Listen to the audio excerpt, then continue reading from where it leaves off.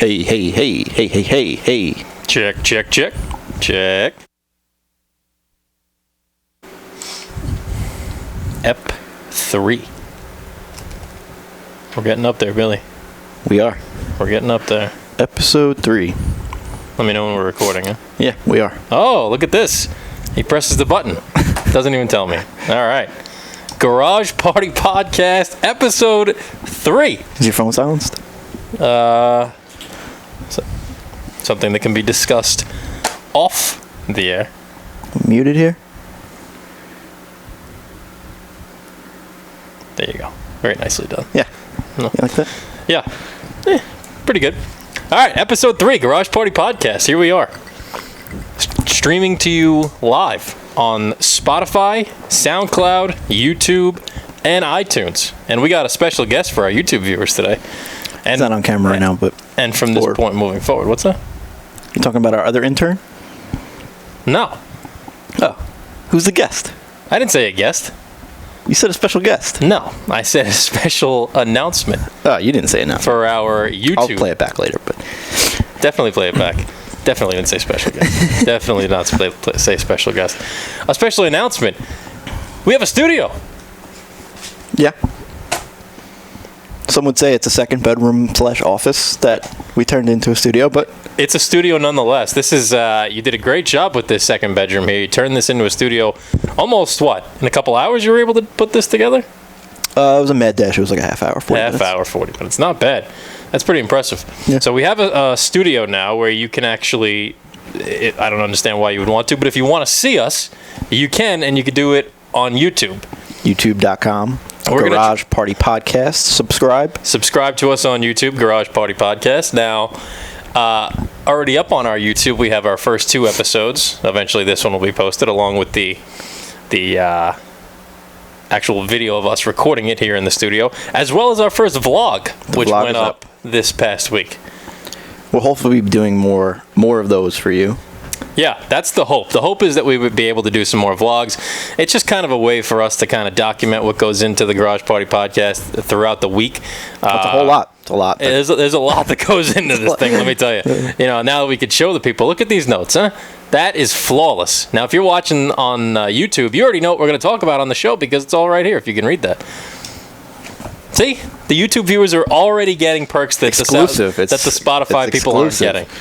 Already. It's already paying dividends for these people who subscribe to us on YouTube. So make sure you don't miss out. And they see Rich paying in on their bets. Little Buffalo Trace action. Buffalo Trace whiskey, the official the official whiskey of the Garage Party Podcast. This one it burns. It burns. Yeah, we'll be real. It's not Buffalo Trace. It's not Buffalo Trace. Because of me, I forgot the Buffalo Trace. This is we won't disclose what brand this is. It's good, but it's not Buffalo. Needed the lime juice for sure, though. Definitely a little burn. I almost hacked up a lung in your kitchen there the first time I took a sip. So I was expecting a little bit smoother, and really, it'll do the job. Really creeped up on me there. Yeah, it'll do the job, though. So, big day here, Garage Party Podcast, Episode 3, the debut of you being able to see us in Billy's second bedroom studio that we've thrown together here. Hopefully we can... get into some uncharted territory with one of these companies that offers us $200 million and decides, these guys are worth it.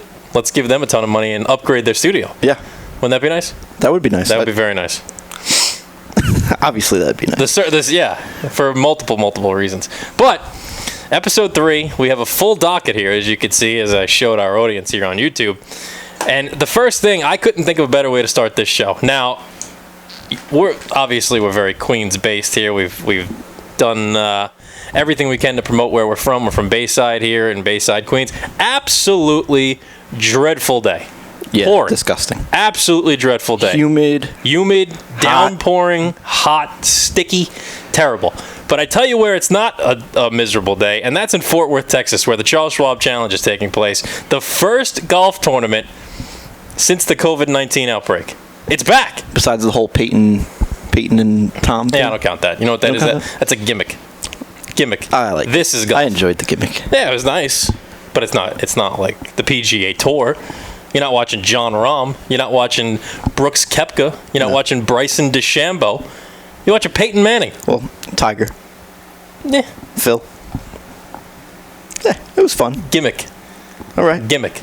You want the real thing? I want the real thing. And it's back. The real thing is back. The first PGA Tour event, Charles Schwab Challenge. The Englishman, Justin Rose, out to a rip-roaring start. 7 under par. Just feels good to have it back. I was watching it this morning. I was so excited. As of Thursday. As of Thursday, right. It came back. So when you're listening to us, it's day 2 at the Charles Schwab Challenge. Feels good to have it back. I actually was so excited to get up and watch some golf this morning. I set my alarm for 8:15, something I haven't done probably the entire quarantine. Set my alarm for 8:15, woke up, threw on the PGA Tour live, watched some of the featured groups, loved every second of it. It's just great to have it back. It's something to watch. Yeah, I haven't tuned in yet, but I'll probably watch it on Saturday and Sunday. Yeah, those are the two best days. I got to tell you, the big difference that everybody's talking about now, no fans in the stands for the golf. I didn't notice. And I think maybe just because that's Thursday and Friday, the fans aren't really as into it on those first 2 days of the tournament. It's not, No, they definitely are. It makes a difference, even in a sport like golf. Like when you hear people yelling and cheering right as the balls hit, that adds a lot, I feel like. It adds a lot to it, but it's not like a sport like football where, on third down, the fans are going absolutely nuts and it's actually affecting the other team. It's not like that. Like golf could, I think, absolutely proceed the way that it is without fans. You're right that I think it affects the sport less in golf, but the viewing experience, I think the fans are more important than in football. Like when I'm sitting at home watching, I don't give a shit what the crowd is thinking in football. But if I'm watching golf, I'm like, oh wow, I like that the crowd gets into this guy, they're behind this guy, they're following so and so. Okay, I see your point there. I mean, but there's no arguing that football is I would say, the sport that's most affected by fans. Wouldn't you say? Maybe basketball. You got the free throw line, you got the crowd behind you. Okay, that's right up there. In front of you, rather. Yeah, I mean, my thought process was huddle. Fans are going nuts. Playoff game, Lambeau Field, absolutely screaming, 90,000 fans. Like with football, they're so much further from the actual crowd. I feel like basketball, you're so close, and sometimes you even actually, you go baseline, go too hard to the baseline, you're all of a sudden you're in the third row. Yeah, all right, that's a good point. I wouldn't say that basketball is the sport most affected by fans, but I can see your point. Golf, I got to be honest with you, I don't see it at all. The golf could proceed without fans, and I wouldn't miss a beat. Maybe that's going to change. Now, granted, I don't think it affects the sport, but I do think it affects the viewing experience. Maybe not for you, but... Well, I think the time you're going to feel it the most is probably going to be on Saturday and Sunday, when a guy's going for the championship peak Sunday, putt, and there's not a single chirp going on from the grandstands. That's what I think I'm going to feel it the most. But the first 2 days, I haven't missed it at all. Yeah. What, I got to hear some drunk fool in the front row yelling Baba Booey or get in the hole? I like that stuff. Come on. Come on. Come on. Yeah, it's fun, but how many times can you hear that guy yell get in the hole? How many holes are there? 18 holes. How many golfers are there? A couple hundred? Yeah, I can hear it a lot. Yeah, all right. To each his own, I guess. But it just feels good to have golf back. Just any type of live sports back. It feels good. You're able to watch something. Now we got 4 days of this, and then next week another tournament. Just feels good to have something back to watch. I'm in a pool myself. I took Bryson DeChambeau this week, and I couldn't have been more pleased with his start. He's 5 under par through the first day. He's tied. So now when you say pool, place. They just have to not get cut, right? Yeah, so basically the pool that I'm in, all they have to do is not miss the cut. They don't have to win. They don't got to finish in the top 10. Just make the cut. That's it. Now, when this pool started, it started way back when the season began, and then obviously we took a 3-month break because of the pandemic, and yada, yada, yada. I'm one of 18 people left in the pool, which started out with like 101 people.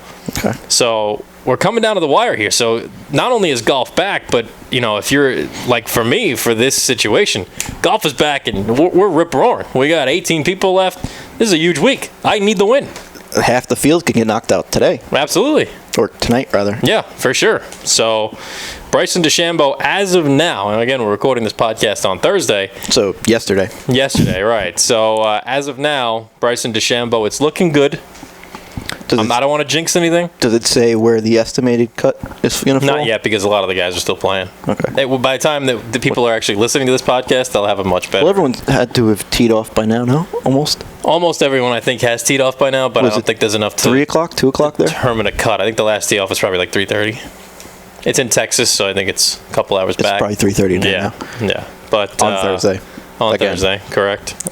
So when you're listening to this podcast, you're going to know whether or not I'm completely screwed in my pool.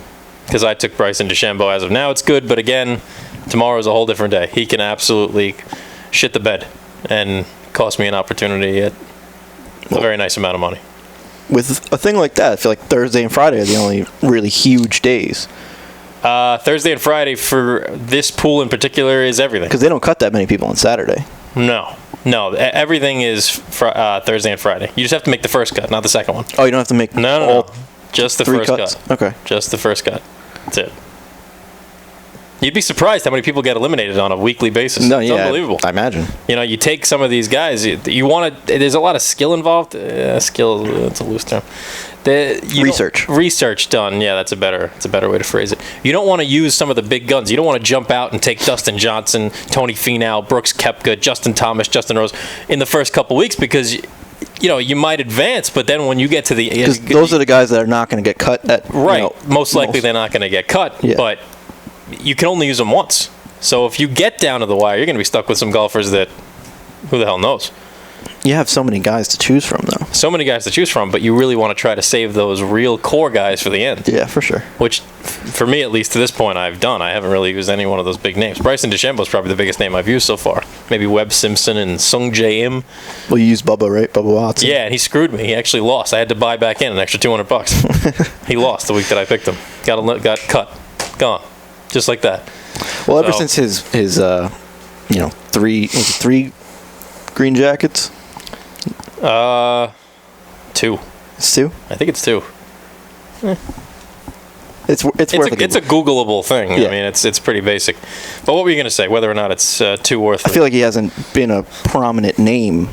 He's not coming top 10, top 5. No, he hasn't. Never really. Yeah, you're right. He kind of peaked.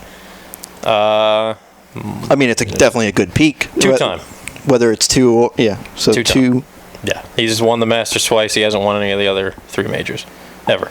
Came in second in the PGA Championship in 2010. That's as close as he's come.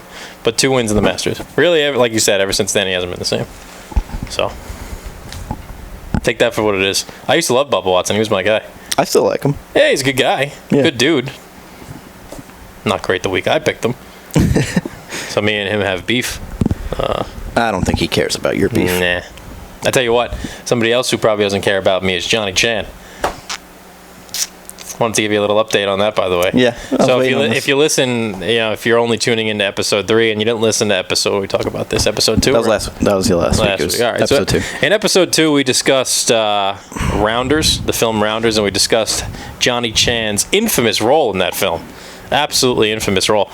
Excellent performance out of Johnny Chan. He's in the movie about 5 minutes, and he steals every scene he's in with Matt Damon. Loved it. We got into this. Stolen. Should have been nominated for an Oscar.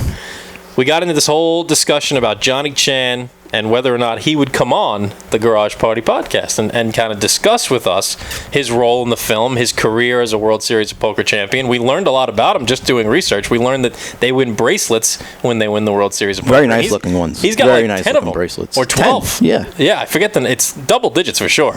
He's got like 10 bracelets or 12 bracelets.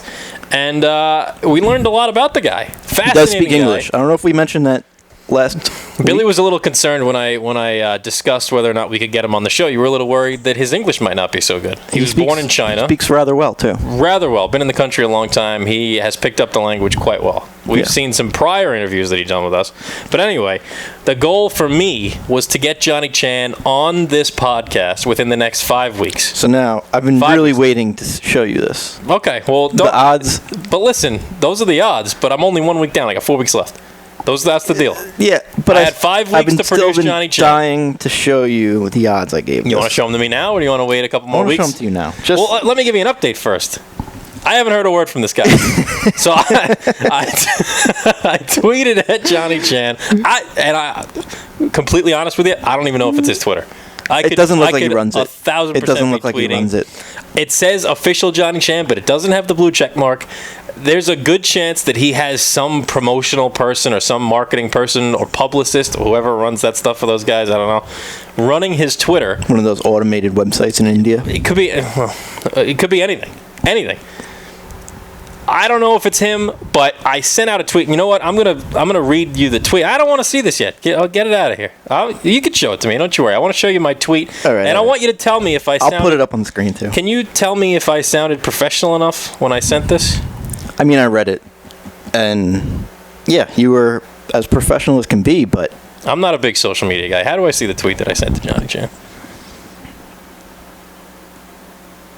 It's not there. Oh, here it is. Okay. I want you to tell me if this sounds professional enough. And if you were Johnny Chan, I'll put it up on the screen on YouTube too. Okay, good. Make sure the YouTube people can read this. And I want to get your opinion too, the people who are listening to this. Be sure to email us at garagepartypodcast@gmail.com. Let me know if I went wrong somewhere. Hey, Mr. Chan. Good start? Great start. Good start, right? About as good as start. Hey, Mr. Chan. My name is Rich Warnock, and I host a podcast called Garage Party. All true, all fact-based, very friendly, very nice. A nice demeanor I thought I had. Continuing.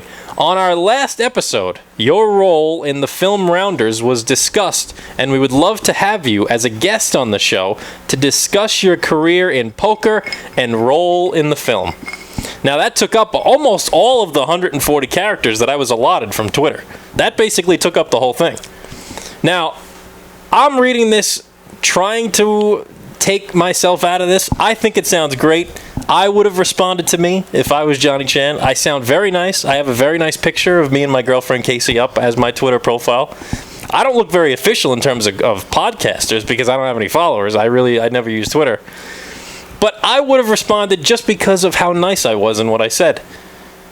Do you have a different opinion? I mean, you can read it again. Tell me where I went wrong. He runs the fucking account, Rich. You got to find a different way. If you're going to make this happen, you got to figure out a different way. Well, looking at this page, and again, I don't know if it's his page. No blue check mark, but it says his Twitter handle is 4,000 followers. Is that what that says? 8,000. 8,000 followers. 8,556. But would a World Series of Poker champion have more than that?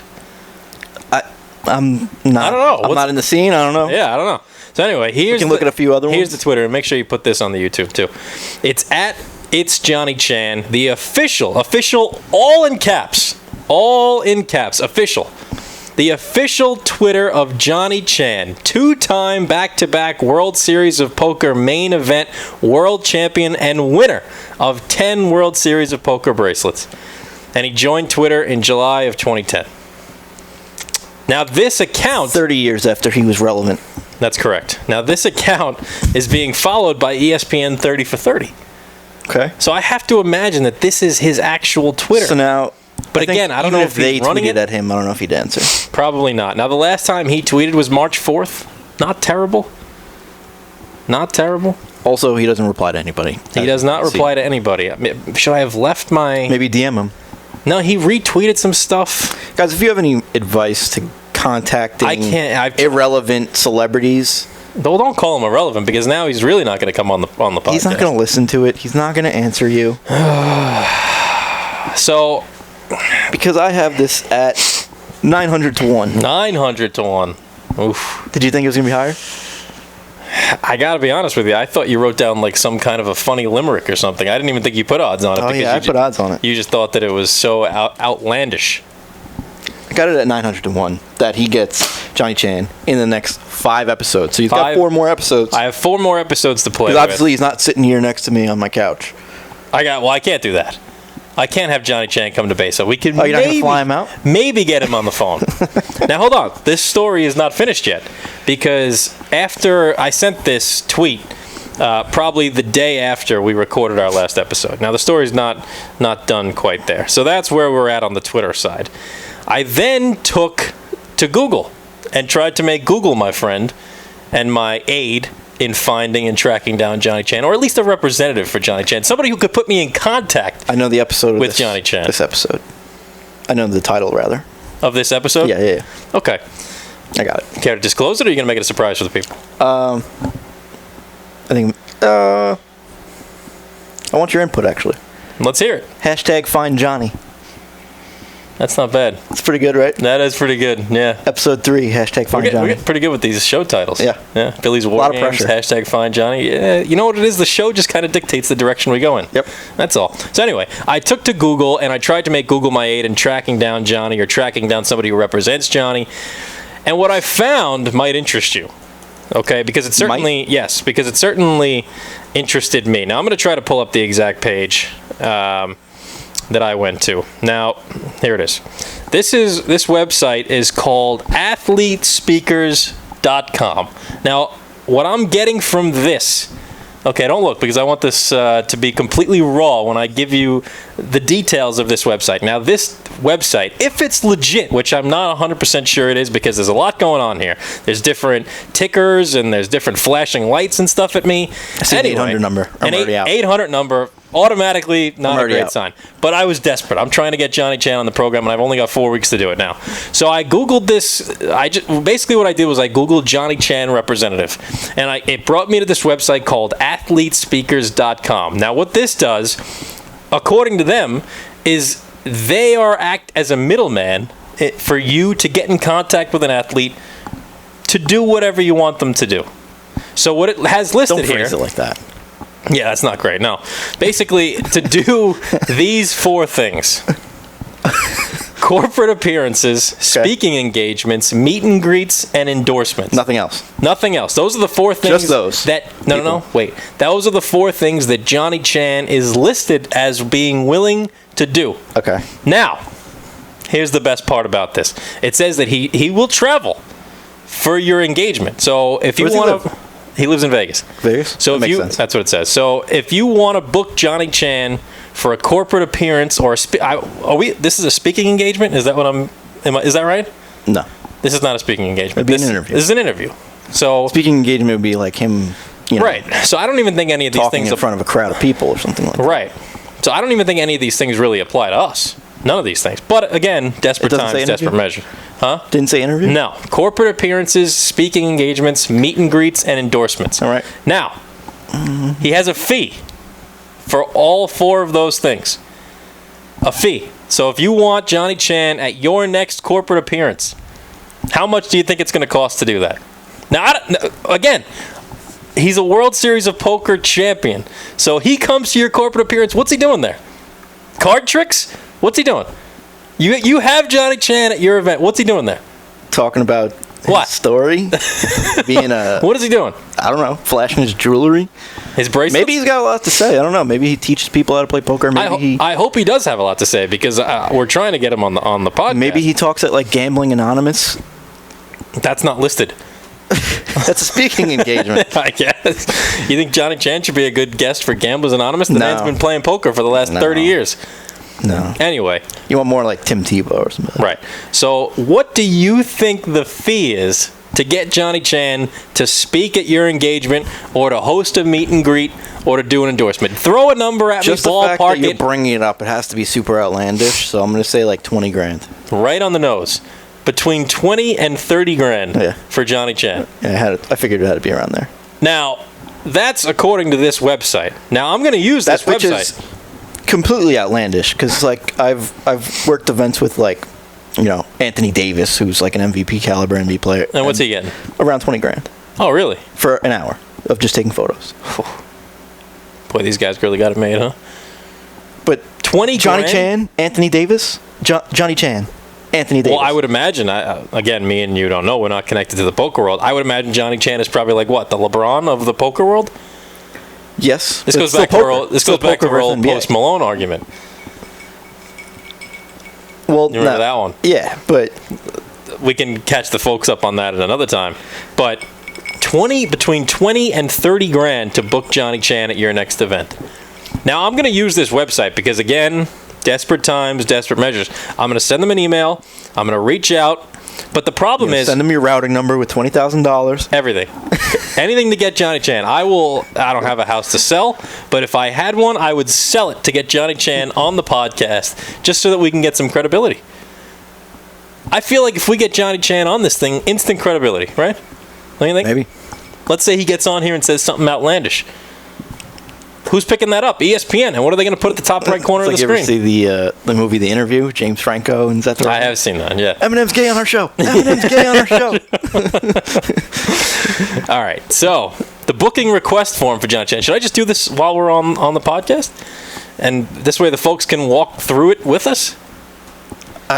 If you want. I mean, I'm already over this guy because I put it at 900 fucking 1. Yeah, that's why you're betting on the fact that it's not going to happen. So obviously you're over. He would respect that. You want me to give up. He would respect that. He would respect that. He would respect it if we just left him alone. He doesn't want to come on our show. What does he want to talk about?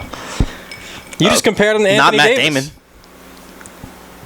I did compare him to Anthony Davis. You think he knows who Anthony Davis is? I put that at about 700 to 1. Here, on the booking request form for Johnny Chan, this is a real thing, you have to include how much you're willing to spend to get him. And let me tell you something. $0. That is not an option. The cheapest option is $5,000. Just for a phone call? $5,000. Does he have an agent? I don't know. That's what I Googled, and this is where it took me. So I don't know if he has an agent. He has a website. Johnny Chan has his own website? Well, he has a section on athletespeakers.com. Okay.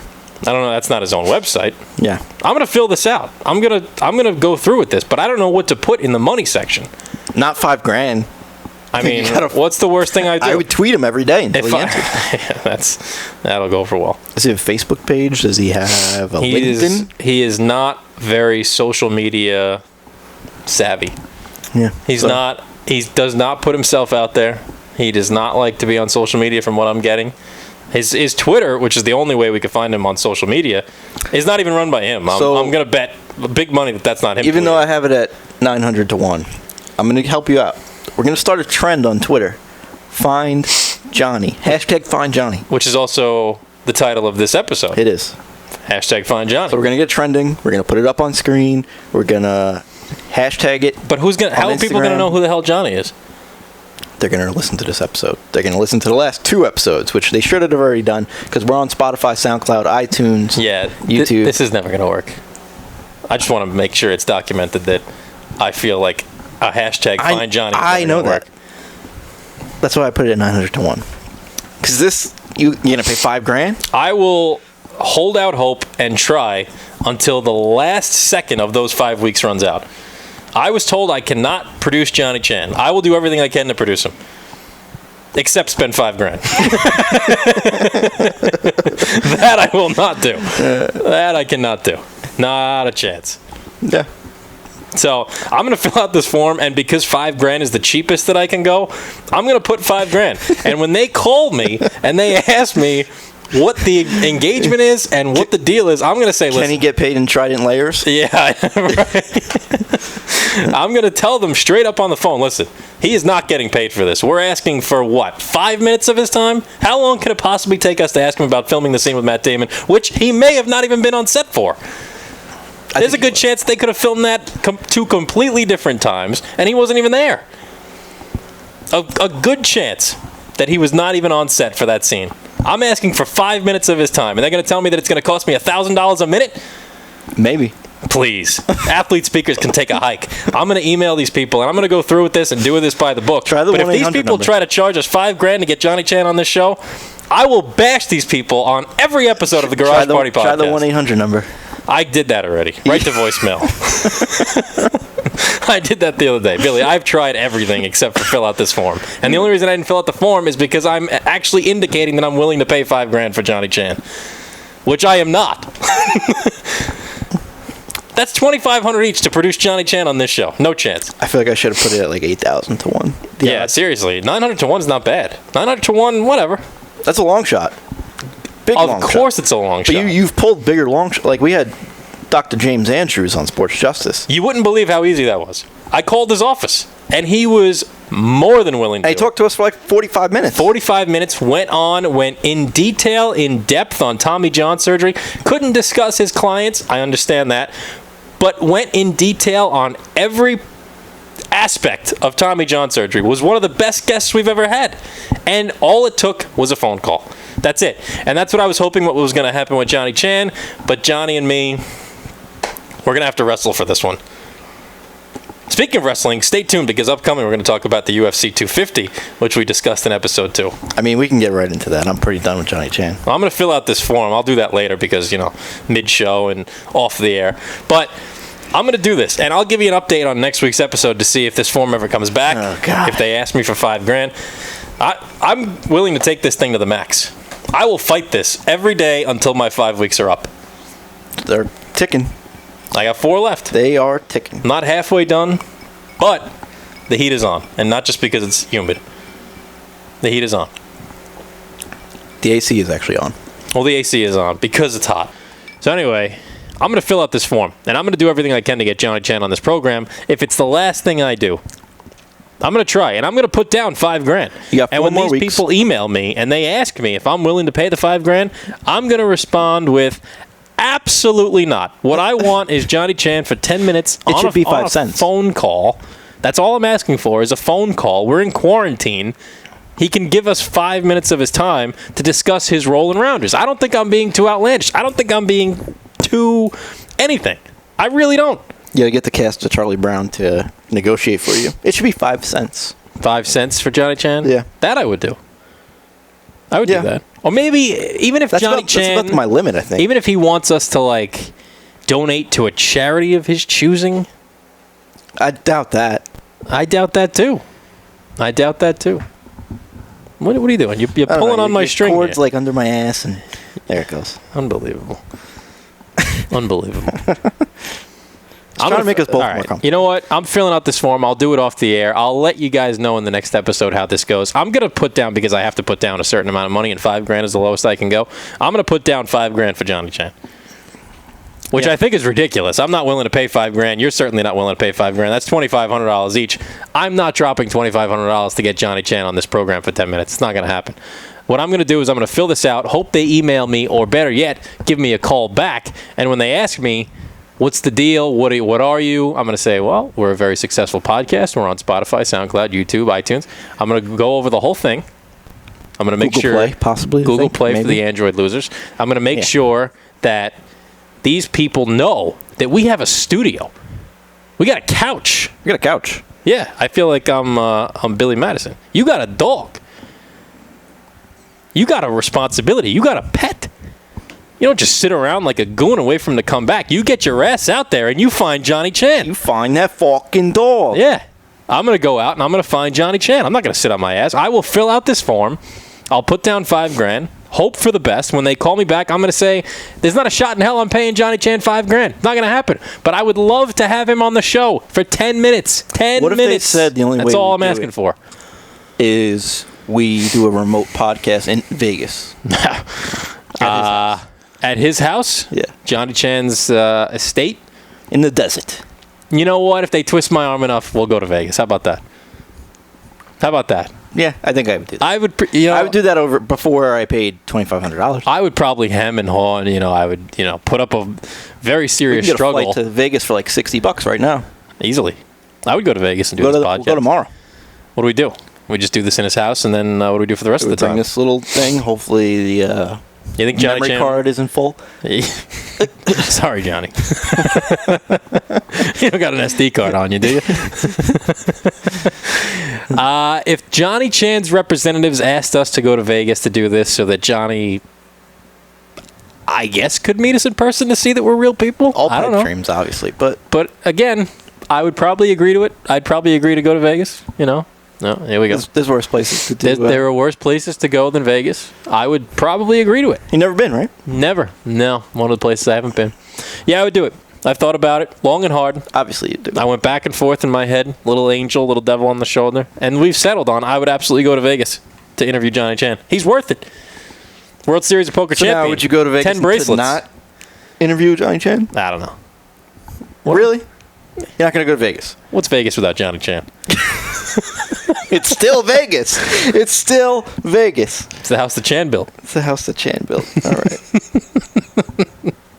I would probably All right, you want to go to Vegas? Maybe we can get another guest. Maybe another Vegas icon. What do you think?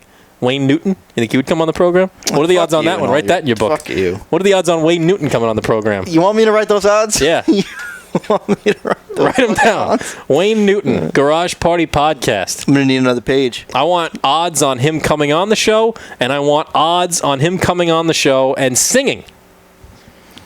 Okay. So How about that? two separate odds? Two separate odds. Wayne Newton. And I'm showing you these Vegas now, icon. and then is this next up like ever? Is this Give me ever? another 5 weeks. I'm going to put ever. I will, you know what? Apparently, this is going to become a new thing on the Garage Party Podcast where we just come up with outlandish guests that we want to have on the show. And it's my job to try and produce them. Now, here's a question for you. Johnny Chan's asking 20 grand. What do you think Wayne Newton's How do you asking? spell sings? Is that right? What? How do you spell sings? Is that a serious question? Didn't look right. I don't write very often. Sings. It didn't look right. That's a very basic word. I wrote it. It didn't look right. You What did it ever look have like that? to you? It looked like it. I don't know.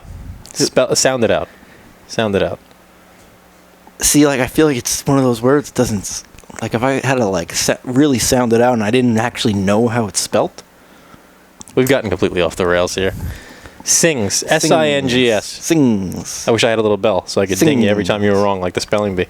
Which right now on ESPN is probably going to get top ratings because there's nothing else to watch. My spelling is low quality, but my math on this is correct. Odds on Wayne Newton coming on the Garage Party Podcast. Ever 30,000 to 1. 30,000.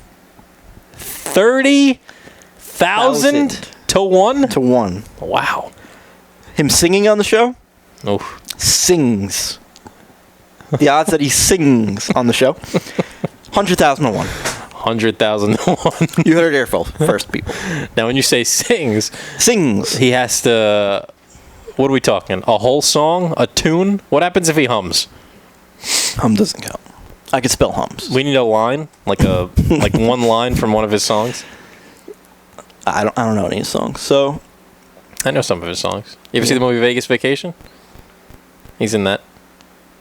He's a very big Vegas legend. I got to be honest with you. okay. Very big Vegas legend. I don't know what he's doing now. He's not coming on the Garage He's Party performed in Podcast. Vegas for like the last 40 years. But listen, I don't know what he's doing now. I'm going to look it up after the show. You can bet that's true. Yeah. Along with filling out my $5,000 form for Johnny Chan. It's Most expensive form I've ever filled out. It's probably even more to get Wayne Newton. You think Wayne's more? Yeah. Well, Wayne's more known. I can guarantee you that. If we go out and on the street and we ask 20 people in Bayside, who do you know, Johnny Chan or Wayne Newton? Most likely they're going to know Wayne Newton.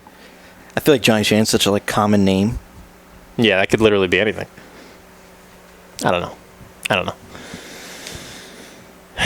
This is frustrating because I feel like we're giving up on Johnny Chan and we're pivoting to Wayne Newton. We're just going from one Vegas icon to the next. That's all we're doing. It's a little frustrating.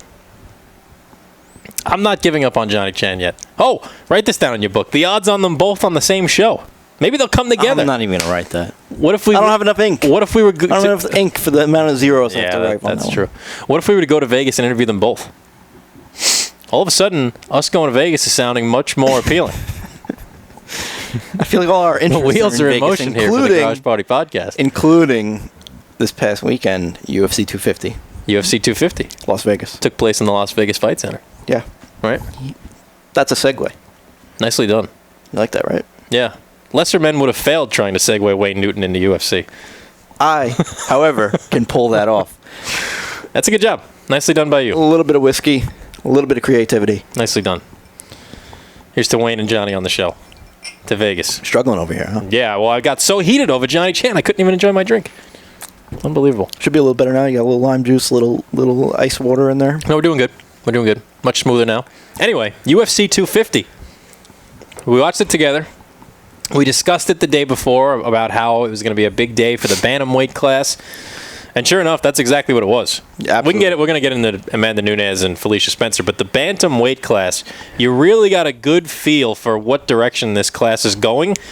Maybe not in the immediate future because we already know what the fight is at UFC 251, and it doesn't include any of the guys who won at 250, but you got a good feel where the future of the bantamweight class is headed. Speaking of future, Rich is opening to the Sugar Show. Sugar Show. The Sugar Show. That's right. Sean O'Malley. Your pick of the night. Which was going good, until Cody Garbrandt steps in and says, "Hold my beer." With kind of like you. So Sean O'Malley has a walk-off knockout. Yep. 12-0. Easily one of the cleanest ones I've ever seen. You talk about like Mark Hunt with walk-offs. Sean O'Malley starches Eddie Wineland. And then Cody Garbrandt comes in the final, a buzzer-beating walk-off at that. A buzzer-beating walk-off. His first victory in 4 years. Final millisecond of the round. Lost his last 3 fights previous? 3 fights. How is it possible that in the last 4 years he's only had 4 fights? He's had like a fight a year. That's not a lot for a fighter, is it? No. I mean, you look at guys like Kamaru Usman, who's fighting at 251. He just fought last month. A couple of them he got knocked out. So he wanted to regroup. It's more common for them to take a long layoff after getting knocked out. Just for health reasons. You need to give your brain time to recuperate. Yeah. And then, of course, mentally, that takes a toll on you after 2 losses straight, and then you go and you get knocked out. It's something you have to regroup. He actually moved from the West Coast to the East Coast. He was living in Sacramento, and then he moved to New Jersey. So that there was a lot going on for him. And then now 3 fights. This is his 4th fight in 3 years. Now your pick of the night was Sean O'Malley. 4th fight in 4 years. Your pick of the night was Sean O'Malley, but you were most impressed by Cody Garbrandt. What was it that impressed you the most about Cody's return to the win column? Just the fashion he did it in. For me, it's the speed. That hook was so fit. You blinked, you missed it. He's had that his whole career. Missed it. It disappeared on him for the last couple of years. Came back. I feel like it was definitely there the last 2, but he just wasn't able to land that big shot, that big right that he's famous for. But he cocked back, and in the final millisecond finished it. Unbelievable. It was a great comeback for Cody Garbrandt. Happy for him because he really needed that for his career. And it blows this weight class right up because now that he's a factor, now you're looking at you got the fight between... Oh, Aljamain, too. Aljamain Sterling, Long Island Zone. Another first-round finish. Yeah, Long Island Zone. Actually made... was that Eddie Wineland? Is that who he beat? No, Sean O'Malley beat Eddie Wineland. Okay. Aljamain beat Corey Sandhagen. Corey Sandhagen. And he made him tap pretty quickly. Yeah. Unbelievable. Immediately comes out, backpacks him, gets on his back, chokes him out. And for me... We're going to get into 251. But, yeah, we got some time for that. We got like a month before that. We'll make sure we do a full preview of that on one of our episodes. He deserves a title shot immediately after that win. No one else. It should be him. Well, he's not going to get it right away. We know that. We know that already. The fight card for 251 has been announced. It's going to be in Abu Dhabi. Some more breaking news. So as of June 11th, Thursday, June 11th, Poiter Jan versus Jose Aldo. That's right. At the bantamweight for the vacant title that Cejudo vacated. 3 titles on the line at 251. And we'll get into it.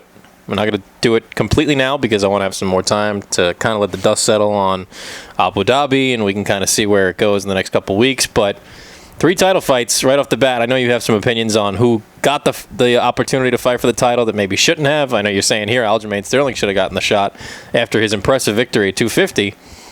But he didn't get it right away. Which I know they wanted a quick turnaround, but still, I think Aljamain could fight tomorrow. So let's talk about Aljamain Sterling for a second. What do you think he needs to do to get that title shot? Is he going to get it? Is he the first man up after 251 to get a title shot? Or are they going to do a rematch of the 251 title? See, after that victory, I thought it was going to be him versus Poiter Jan for the title, or maybe throw Marlon Moraes' name in there. And I thought there was going to be some sort of round robin. Well, Moraes is the one who beat Cejudo. Or, no, Cejudo beat him, right? Yeah, Cejudo beat everybody. So, what more does Aljamain Sterling got to do? Beats the hell out of me. Interesting. I don't know. It's tough because there's so many great fighters, especially now in that weight class. Granted that he's the greatest, featherweight, one of the greatest featherweights of all time. But you made a good point yesterday when you said he hasn't even won at bantamweight. He's never won at bantamweight, and he's getting a title shot. And when he does that weight cut, he does not look good at all. And he's lost twice, hasn't he? At bantamweight, I think he only has the one fight at bantamweight. Okay. So he's lost his only fight at bantamweight, and somehow that's gotten him a title shot. But he was the 145 champion for 10 years. Yeah, which is pretty wild. Yeah. So obviously, like, one of the GOATs in the sport, but is he really at that spot to jump in at a weight class where I think he's only ranked 9th, which even that I wouldn't even rank him at bantamweight. Yeah. He's a featherweight. Mm-hmm. So for him to just jump in and steal what I felt was Aljamain's shot, it rubbed me a little bit the wrong way, which is there's a little bit of that going on. That's fair. That's definitely fair. I'd be curious to hear what Aljamain Sterling thinks of it, because he's been vocal about it. If you're looking at what he's done, his body of work and his resume, what he's done the last couple of years, he's ready to roll. He's ready to get that title shot. He's done everything he has to do. It's just a matter of waiting, I guess, at this point. But I think if you're Aljamain Sterling, the one thing you don't want to hear is, okay, at 251, they're going to fight for the title.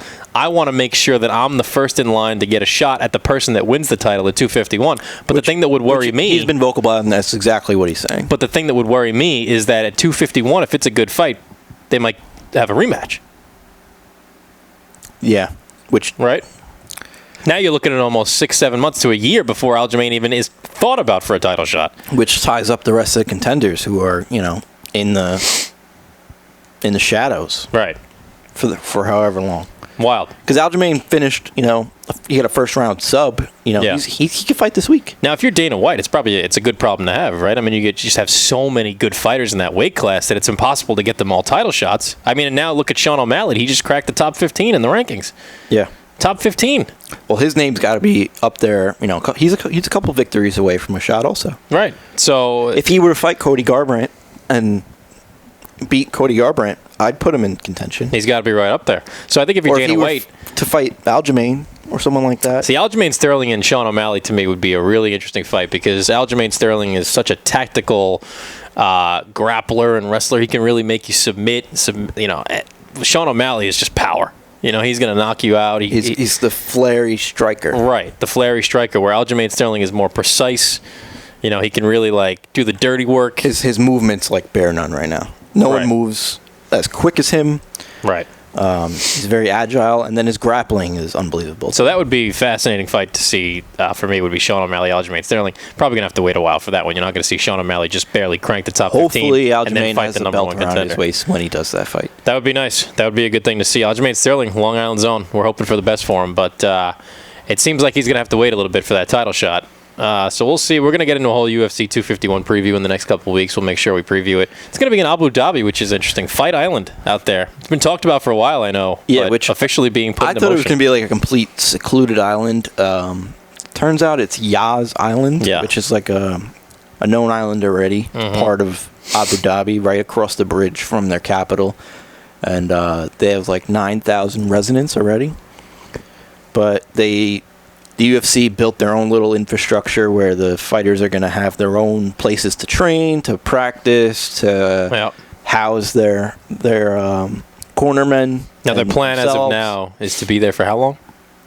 I think a month, or almost damn near a month. So what is that, 4 it's gonna or 5 fights? It's going to be 3 straight events. Well, the fight nights will be there as well? Yeah, there'll be 2 straight fight nights. So it's going to go, I think, like Saturday, Wednesday, Saturday. Oh, okay. Interesting. Yeah. Now, straight into it. Are fans allowed? I don't believe so. Because I saw they released some photos of what it looks like as of now, and you see the octagon, but you see a lot of chairs and a lot of almost like stands. I think those are all like digital created images. I don't think there's actual photos of it yet? Yeah, I don't think there's actual visuals. Maybe what I saw was just digitally created. I don't know. But I was interested to see if they were able to have fans. I don't know what the rules are in Abu Dhabi. I have no idea how the pandemic has affected them. I would imagine it's been as bad as anywhere else, right? But I don't know. We'll see. There's a reason he chose this island. Obviously, some of the restrictions are not nearly as strict as they are here. Yeah. So they're going there for, it seems like, at least a month, maybe more, depending on where the pandemic is at. And he's actually booking... There's a few American fighters that are going to be, on some of those cards, which surprised me because I thought it was just going to be for the international, the international fight teams. Which, like I saw... that was my other question, too. Are the international fighters able to get to Abu Dhabi? I'd imagine so. Like, from my understanding, like, Khabib couldn't leave Russia at all. So, like, I think they were completely, So he's not grounded. allowed to be anywhere. I feel like Abu Dhabi is like a hop and a jump. They might be able to take like a little train or something there. I don't know if they have that. That's The Abu Dhabi Express? maybe the Moscow mule. Are they? Take a Moscow mule over there? I'm bad with geography. Are they close? Abu Dhabi and Russia. Yeah, I think so. Really? I think it's like from us. It's like for us going to like Arizona. That's 5-6 hours. It's not 9. Yeah. Okay. So maybe Khabib can get to Abu Dhabi? I don't think he's going to have to, though. They're only there for a month, and they've already announced the UFC 251 fight card. This travel ban might also lift, Right. And then all the money that he poured into the Oz Island, what's the point of it? Could probably keep it going because Abu Dhabi's like very into the whole UFC scene, so it will probably be a lasting investment for him. Right. Yeah, I don't think you can always have stuff there. Yeah. You can always host an event there or something in the future. If I'm a fighter, I'd want to fight in. It's literally going to be an octagon in the sand on a beach. Is that what this is? Yeah. Wow, that's pretty wild. If I'm a fighter, I want to do that. I would do that. Weather's beautiful there all year round. That's pretty cool. Yeah. Well, good for them. We'll see how it goes. The first event taking place there is July 11th. July 11th. I think that's So UFC 251. So that that's kicks a month off. from the date of this recording. Right. So we'll see where that goes, and it should be exciting. Exciting stuff going on. Now, in terms of 250, we discussed Aljamain Sterling, how he should be getting a title shot. He's going to have to wait a little bit, it seems like. Now, Sean O'Malley continued his dominance, is all you could really say. You picked him. He was your pick of the night. He was the one that was going to impress us all, which he did for about an hour until Cody Garbrandt's fight.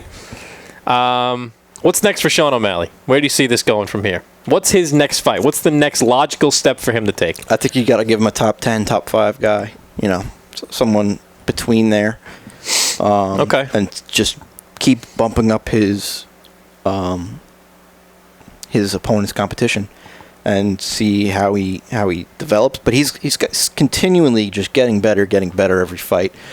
He had a couple suspensions. I forget whether it was for like tainted supplements or whether it was for marijuana, because we all know he's very big weed advocate. Very big advocate for the ganja. Huge weed advocate. In fact, the day after his fight, I told you he posted a big picture on his Instagram smoking a fat blunt wearing a weed robe. So he does not try to hide the fact that he's a big smoker. No. Does not try to hide it at all. But I guess now that he's done with his fight, when you live in Montana, like, what else is there to do? Fight and smoke weed. What else are you going to do, right? Yeah. And dye your hair, apparently, for him. Yeah. I love the guy. I think he's extremely exciting, and he's exactly what the sport needs. He's one of the next stars of the sport. I think if you look at the sport where it is at right now in terms of phenoms, there's not that many. You're looking at Sean O'Malley. Especially when they're dropping like flies. You got Conor, who... Yeah, we don't know where that's going to go. We haven't even discussed Conor's retirement. You believe in that? Which also happened the second... I feel like it was the second that O'Malley knocked out Eddie Wineland. Almost. I thought he put it on Twitter right as UFC 250 ended. Which could be also true. But from Conor's explanation, he said, nothing is just exciting him about it. There's always so much he say, she say. I feel like that's a tongue twister. Is that a tongue twister? He said, she said? He say, she say? No. Sally sells seashells by the seashore? Nicely done. Sally sells seashells by the seashore. Unique New York. Sally sells seashells by the seashore. See, like, if you're selling seashells, why by the seashore? That's you can get. That's like bringing sand to the beach. You can go out and get your own seashells. Why are you gonna buy them? Because it's Sally that's selling them to you. She's a good salesman. Sally sells seashells, and she's a good salesman. Nice. You just created a new one. Sally selling seashells down by the seashore. You're right. It may not be practical. Sally sells seashells. Stupendous salesmanship. I think that whiskey's kicking in for you. Where was I going with that? You were Conor McGregor. debating the he said, she said tongue twister. But you were discussing Conor McGregor at the time, yes. Yeah, so it's so much hearsay. Here we go. So much speculative. Hearsay. So much speculation. Is that the right word? So much speculation, yes. That's enough for you. No more whiskey. You don't know how to spell sings. You're debating right. Sally selling seashells down by the seashore and whether or not it's practical. It's not. It's not a good business model. Disagree. Sally sells it's worked for her for hundreds of seashells years. by the desert in Las Vegas. Listen, this, I don't even know what it is. Tongue twister limerick was created probably like 100 years ago. And now you just want to uproot it? And Bad what? business model. Sally sells seashells down by the Costco? Where are you going to put this? That sounds. Where are you putting her? It sounds Leave Sally like a alone. better idea. Leave Sally alone. Let her sell her seashells down by the seashore, wherever she wants. All If right. she wants to sell them at Walmart, who gives a fuck? Let her sell her seashells anywhere she wants. I don't think she's going to sell any. Anywhere she wants. She clearly is, because she's set up shop at the seashore for the last 100 years. It's also like there's so many issues with that. Ugh. Ugh. Terrible. Back to Conor. Conor McGregor. So he announced his retirement, which he's done before, and it's always been, everything's a move for him. Everything's a business move for It's Conor. all strategically done, right. That's exactly right. So when I see that, I don't know if he's really just, turned off by the whole fight game, and he's really just done. He's obviously doesn't need to fight for money. But he's a man of integrity, a man of legacy, and I think these things are important to him. So I think we're going to see him in the octagon again. I think we may even see him in the boxing ring again. I don't fully buy it, but I think a lot of it comes down to fundamental issues with the way he's getting along with the UFC brass, which is a common trend because you got John Jones announcing that he's going to vacate his belt and step back also. You got Jorge Masvidal contemplating going to free agency and possibly even not fighting also. So John Jones is not going to fight anymore for UFC, is that what you're saying? That's where he's at right now. How long? So here's a question. So they asked him to fight Francis Ngannou, and he came back and said he wants $10 million to fight Francis Ngannou. Step up in weight class and fight one of the most dangerous heavyweights of all time. Now, John Jones is the number one fighter in the UFC. Ever, probably. He's never lost. He lost once, and because of a disqualification for the illegal elbows. It was illegal elbows in a knockout victory to Matt Hamill. Yeah. So technically, he's never been beaten. Which, yeah, they've even tried to overturn that and have him listed as an undefeated fighter, which in my eyes, he is an undefeated fighter. And then if he never got those suspensions, he might be over 30-0 right now. Yeah.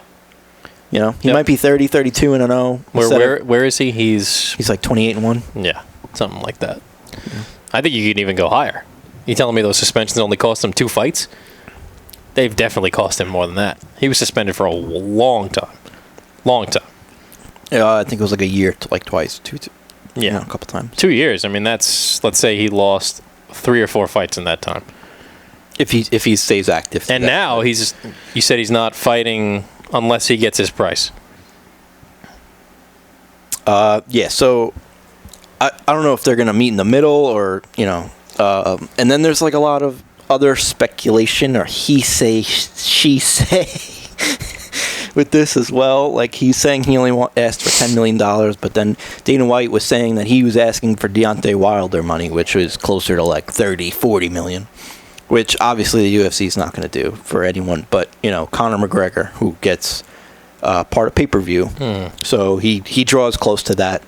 But he's a huge name. John Jones doesn't collect as many, pay-per-view buys and as many eyes as Conor McGregor does. How we got on this topic was talking about phenoms in the UFC. We were talking about Sean O'Malley and star how power, young star power. Now, there's just not that much of it. I look at the sport, and you look at some of the upcoming fights. Daniel Cormier is going to fight again. He's 42 years old. Let's say he wins that fight. What's he got left? He's still, one of the faces of the UFC, whether he Absolutely. fights or not. There's no question, but he's 42. Yeah. I think he can't have that much longer left. Wins that fight, he goes down as one of the greatest of all time. So, for him... But is it good for the sport to have so many titles vacated because people just don't want to fight anymore? See, for me, I feel like the sport needs Stipe to step up and win that fight, both because he's an unbelievable force, a great personality, a great champion overall. He's an awesome fighter, and he's still got some work to do. He's already the most winning. He's defended the heavyweight title more than anyone has ever has, 4 times. Okay. So Beast. For me, that adds more to the sport. Him winning, getting another title defense, and then continuing that against some of the other heavyweights, which that heavyweight division is shaping up properly. You got Francis Ngannou finally starting to learn some skills. He's not as raw anymore. You got you got Curtis Blades, who's also fighting tomorrow or Saturday rather. Yep. It's a good division if the championship isn't in limbo by 2 guys who are always in contract talks and always talking shit to each other on Twitter. So for the UFC, I think Stipe should win. And also, as a fan, I want Stipe to win. But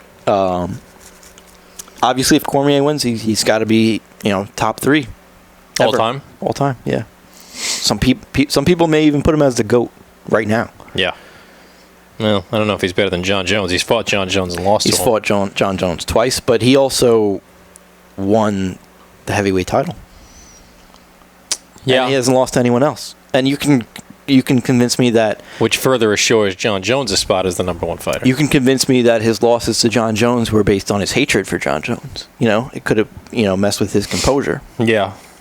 But even some of the other greats that I consider have losses, like George St. Pierre has losses. He got one of the biggest upsets in the sport ever was to Matt Serra, also Long Island's own, and one of my jiu-jitsu coaches.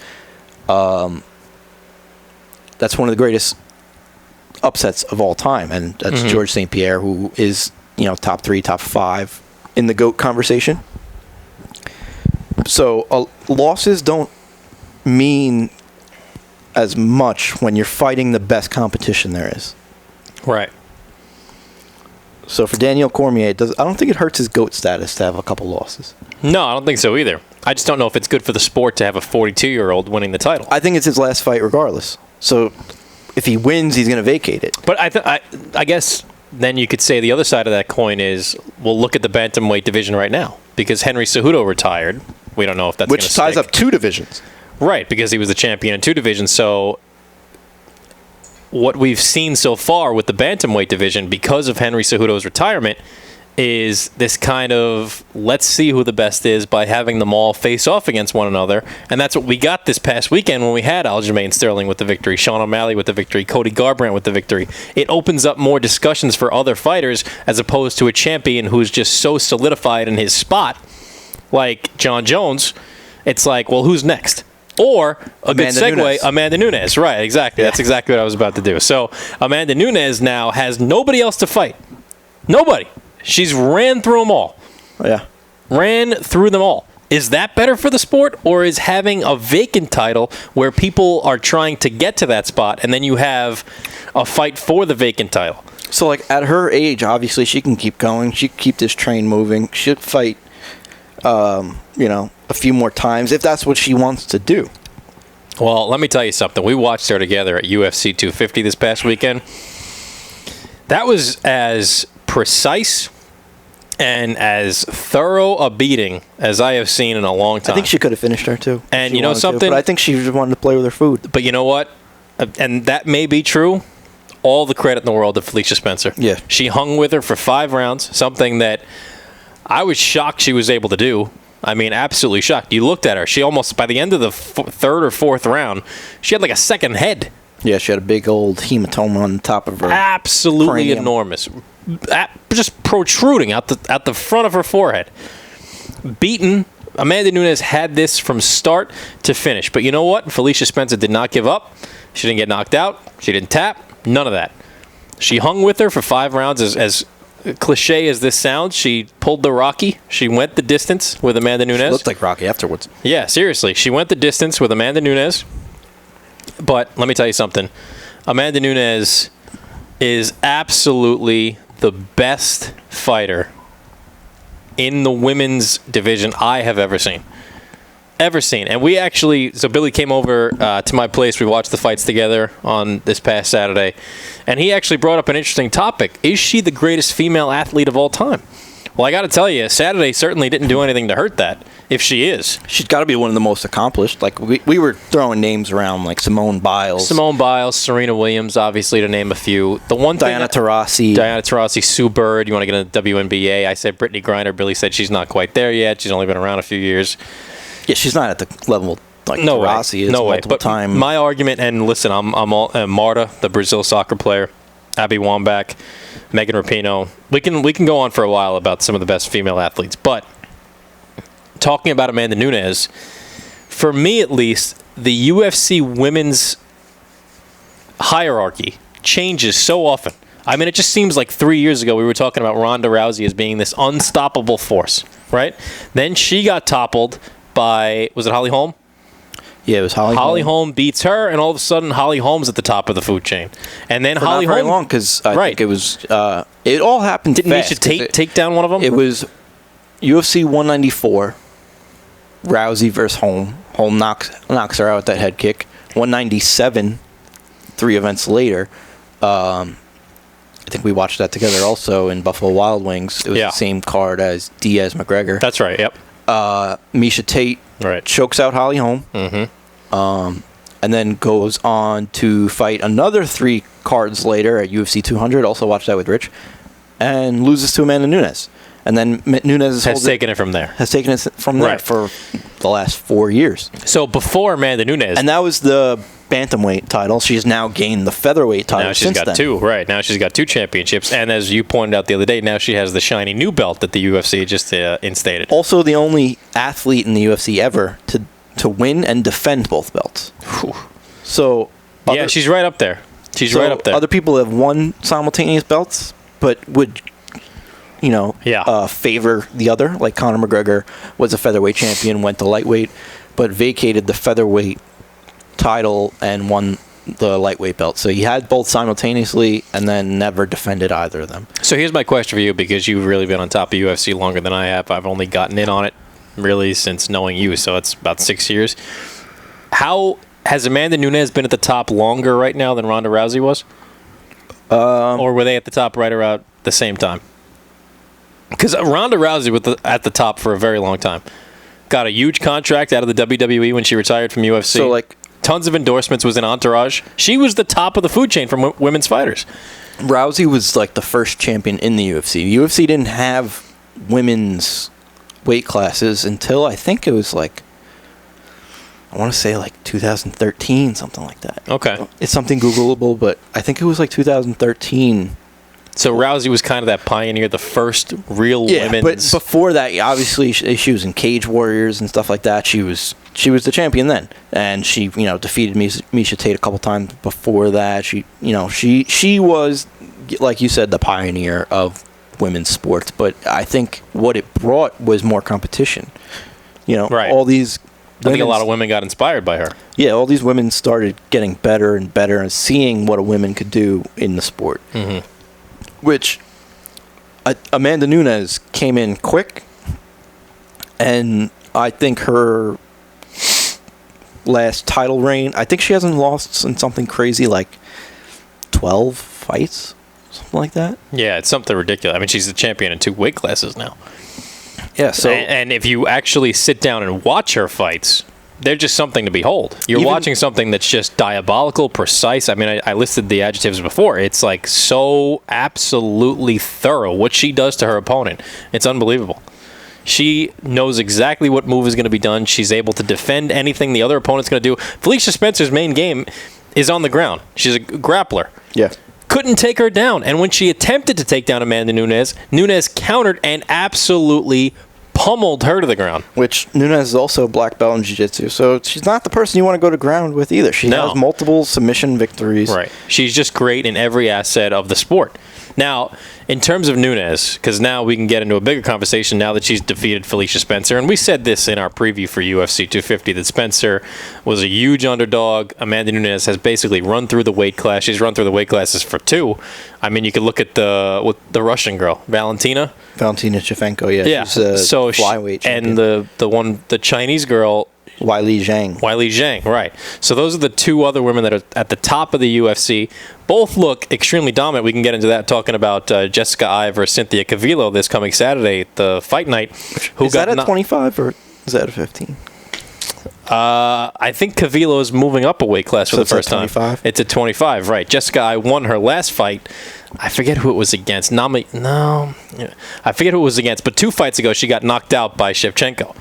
Absolutely knocked out. One of the biggest kicks I've ever seen. But anyway, looking forward for Amanda Nunes. Now, she's the champion in 2 weight classes. What's next? Who can possibly step up and fight this girl?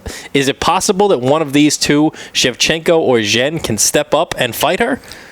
No. That's absolutely never going to happen. You don't think so? No. So then in that case, what's next for Nunes? Are we just waiting for somebody to develop? Garbrandt? I know. You said this the other day. You'd like to see her fight a man. Dudes. Yeah. There's nothing left for her. And then, if you look at the weight class, she's ran through them all. She's absolutely dominated them all. There's nothing left for her in terms of who she can fight that she hasn't already beaten. It's a difficult situation, I think, to be in because you want to schedule these fights. People want to see Nunes fight, but they want to also see a challenge. See, it's crazy because this is where they thought Ronda Rousey was. Like, oh, who's next? Right. Insert Holly Holm, who was at the time, one of the most decorated women's kickboxing champions.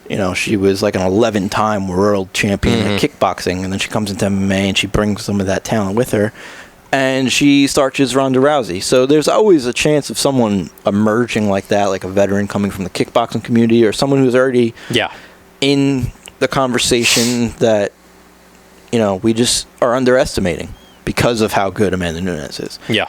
So, Father Time rules all. Well, Nunes is only how old? I think she's 30. 31. She's got a long time at the top if she wants to stay there. I mean, you look at some of these people that have dominated. Look at Daniel Cormier. He's 42 years old. He's getting a championship fight against Stipe Miocic. Yeah, but he also had a long career, like in the... Here's our intern. Our intern's making another appearance here. Daniel Cormier was an Olympian wrestler, so his MMA career started a little later than, some. But obviously, to be at the top at 42 is impressive in itself. Mm-hmm. And like you said, it holds the sport up a little bit. Because you don't know when... You don't know if he's going to continue to defend the belts if he wins it. Right. I still think it's his last fight. And if it's not his last fight, if you win, who do you give it to? If you lose, what do you do with Daniel Cormier? And if he still wants to fight, it just that age brings more questions. Right. Well, it's going to be interesting to see where this goes. And we'll do a complete preview of UFC 251 in Abu Dhabi for sure in the next coming weeks. What are we at here? I don't know. You have the notebook with all the stuff you wanted to talk about. I think that's pretty much... I think we covered it. You want to talk a little Jessica Eye? I don't think we have to get too much into that. I mean, if she wins, she wins. What is she going to do? She's going to fight Shevchenko again and get absolutely demolished? That's another person who's dominating their weight class. But, yeah. Yeah, not nearly to the level that Amanda Nunes has, but Shevchenko's right up there. I mean, she's just as dominant in her weight class. Yeah. But Nunes is just absolutely... You watch her, it's like something you've never seen before. But it's going to be really interesting to see how this works out in the next coming weeks. We have Abu Dhabi coming up. We got UFC 251 with the three championship fights. We'll get into a whole preview. We're going to have Kamaru Usman facing off against his teammate Gilbert Burns, a guy he spars with, he works out with. I know, save it. You have a lot to say about that. You don't think that Gilbert Burns should be on that card. We'll get into it.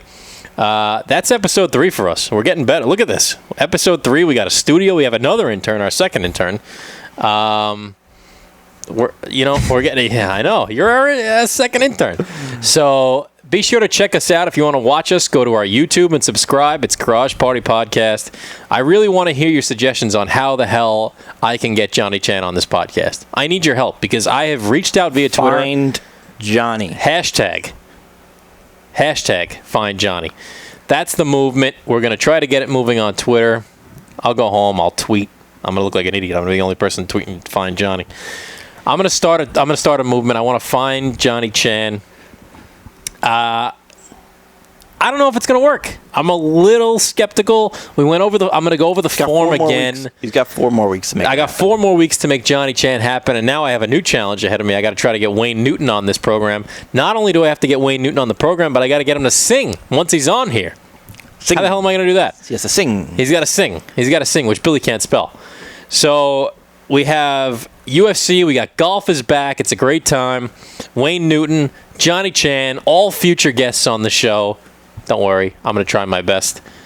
I think that's a wrap. Be sure to check us out on YouTube, Garage Party Podcast. You can watch us now. You can see our new intern. You can look at our ugly mugs for the hour or however long this podcast is. Don't do that. You're going to scare the people off. I'm not whispering this time. If you want to stick on Spotify, be sure to subscribe on Spotify, Garage Party Podcast, SoundCloud. Email us, garagepartypodcast@gmail.com. Tell me how the hell we're going to get Johnny Chan on this program. #Find Johnny. #Find Johnny. That's the name of this episode. I'm Rich Warnock. I'm Billy Pop Manuel. Check us out in episode 4. We'll see if our #Find Johnny was able to work or if we're any closer to getting him on the show. Thanks for coming. Thanks.